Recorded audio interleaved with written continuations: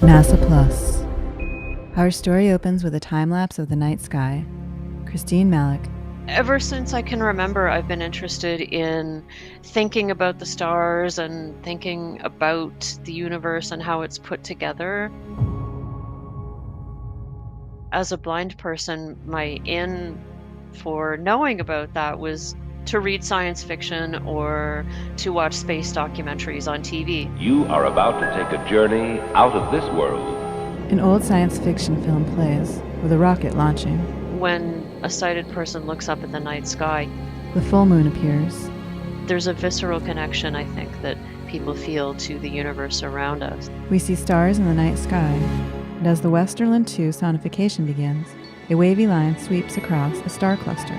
For me, sonifications are the way that I get to have that visceral sensory experience of the universe. People with headphones listen to exoplanet sonification. Sonifications are life-changing for me. NASA Plus presents The Outer Reaches of Our World. Translated into sound.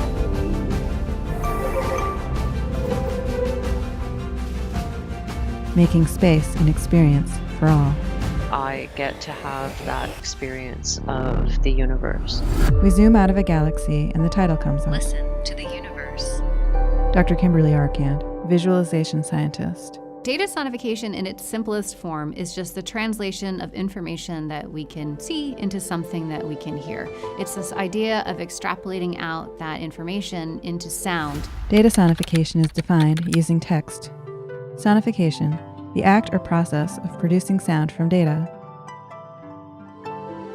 My name is Kimberly Arcand, and I'm a visualization scientist and emerging tech lead for NASA's Chandra X Observatory. All that means is that I get to take data from our universe and tell a scientific story with it. A bright disk with polar jets emanating from a central pulsar is prominent in the Crab Nebula image, as three wavy lines, representing three bands of energy, sweep left to right, putting image and sound together in space-time.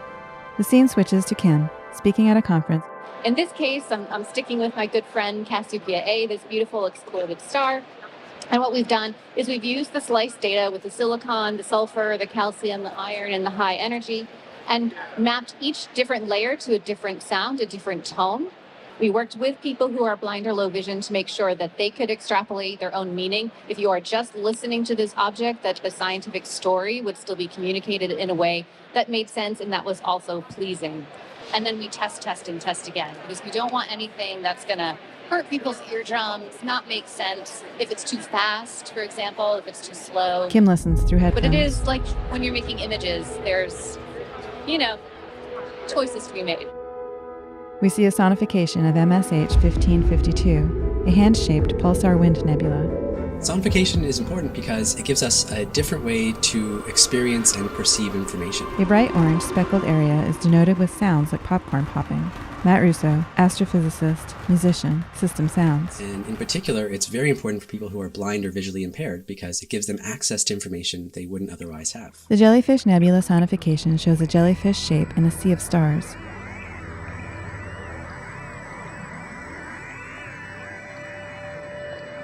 The Cassiopeia A sonification shows a supernova remnant with circles emanating from the center. So the idea is to convert relations or features in data into something we can hear, like the changing pitch of a note or the changing volume.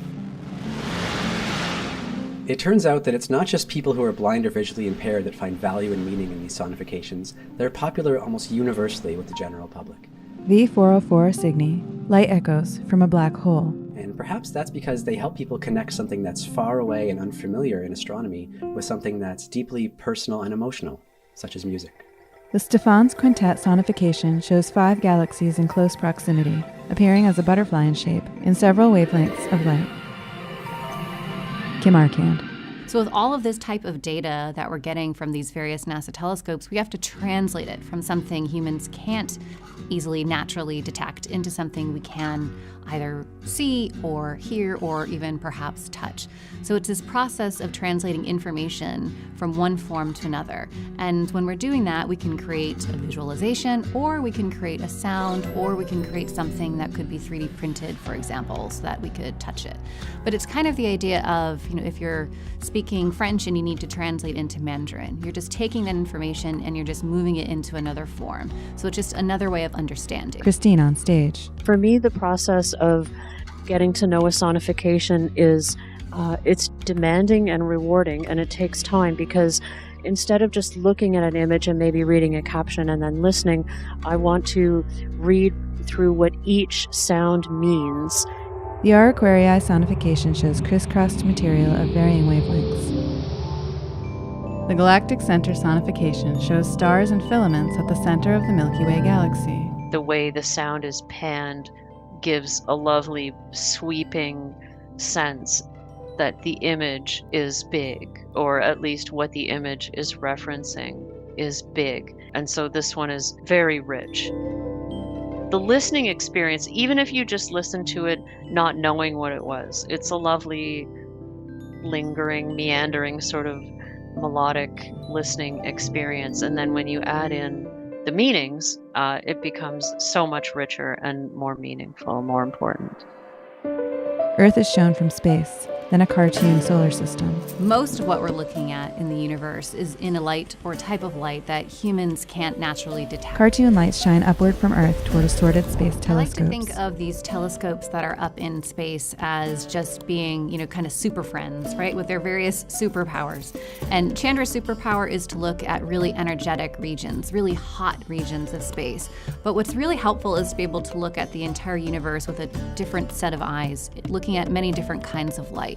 So for example, though Chandra looks in X-ray light, there are other telescopes that look in infrared light, like the James Webb Space Telescope or the recently retired Spitzer Space Telescopes. Hubble looks at optical light and also little bits of ultraviolet and infrared light as well. There are radio telescopes, gamma ray telescopes, and the whole point is you need all of these different kinds of telescopes to be able to fit in the various pieces of the puzzle. The Perseus galaxy cluster is shown in different wavelengths of light.